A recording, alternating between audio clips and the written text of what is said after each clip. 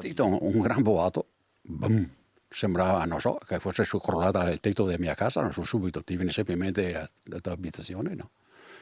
Dopo ho aspettato un attimo e ho sollevato la persiana, ho visto un furgone bianco scappare, un'altra macchina cilindrata grossa, dietro subito, scura, mi sembrava nera, insomma, di sera. Ed è proprio a un SUV scuro che i carabinieri stanno dando la caccia e questo è il mezzo che almeno 3 delinquenti a volto coperto hanno utilizzato per raggiungere l'ufficio postale di Onigo di Pederobba dopo aver colpito Anoale e Mogliano. Una notte di follia ed esplosioni, postamat fatti saltare in aria con ordini rudimentali, operazioni niente affatto chirurgiche che hanno squarciato vetrate e provocato principi di incendio. In via Cavallea i residenti sono stati tirati giù dal letto. La signora Marzia abita nel caseggiato, ma la paura principale è stata per la madre Gabriella, 78 anni, con qualche problema di deambulazione, che abita proprio sopra le poste. C'era subito del fumo e poi i vigili sono arrivati, subito i carabinieri, le forze dell'ordine, poi i vigili del fuoco. Prima hanno iniziato dalla posta e poi sono saliti anche in casa, nella casa, e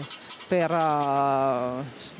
il fumo, insomma, che c'era, insomma, per il pericolo, e abbiamo evacuato poi mia mamma perché il problema era la mia mamma che era all'interno dell'abitazione. Era un po' agitata, diciamo, sì, la cosa sì, l'aveva un po' agitata. Alla fine i malviventi, almeno da Onigo, se ne sono andati praticamente a mani vuote. La deflagrazione ha fatto scattare il macchiatore di banconote. A setaccio le telecamere, 60 chilometri solo tra Mogliano e Pederobba. Facile che sia stata percorsa la strada regionale feltrina. Ho parlato questa mattina con i carabinieri che mi hanno contattato per visualizzare le immagini della videosorveglianza che abbiamo nel territorio.